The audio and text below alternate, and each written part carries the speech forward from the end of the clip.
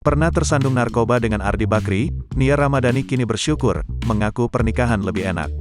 Nia Ramadhani mengucap syukur pernah tersandung narkoba dengan sang suami, Ardi Bakri. Nia Ramadhani mengambil pelajaran dari kasus narkoba yang sempat menjeratnya.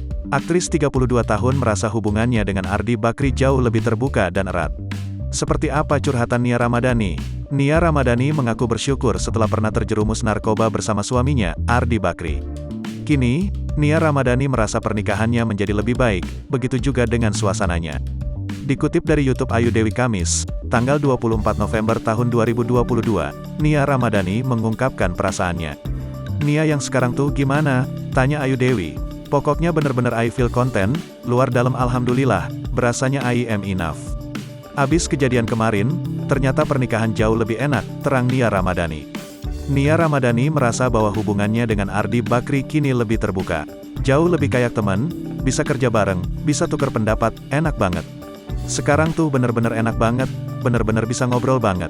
Kalau dulu tuh masih banyak yang disimpen lah, masih ada kayak gitunya, jaga-jaga, ada sendiri-sendirinya, bebernya. Bahkan, sekarang Nia lebih ingin bepergian bersama Ardi, berbeda dari sebelumnya. Kalau sekarang bener-bener berdua banget gitu, kemana-mana malahan gua pengennya ada dia.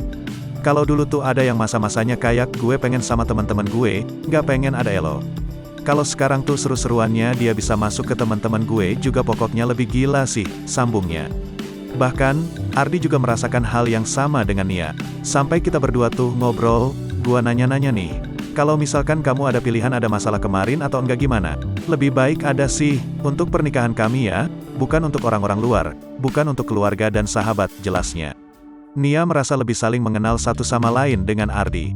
Nia merasa lebih saling mengenal satu sama lain dengan Ardi. Pokoknya benar-benar belajar satu sama lain.